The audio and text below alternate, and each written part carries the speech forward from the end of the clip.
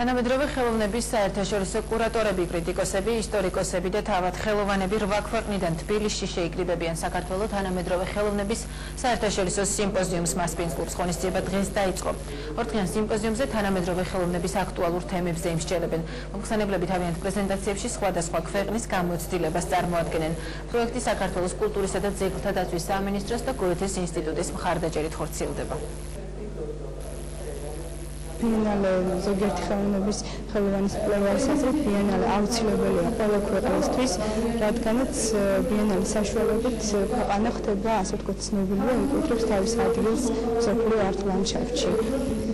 ჩვენი შეკრების, ასე ვთქვათ, თავი მიზანიც სწორედ ამ თემაზე მსჯელობაა, არა მხოლოდ ადგილობრივ ხელოვნების წარმომადგენლებთან ერთად, არამედ ჩვენ მოვიწვიეთ არტ-კრიტიკოსები და კურატორები ევროპის ქვეყნებიდან.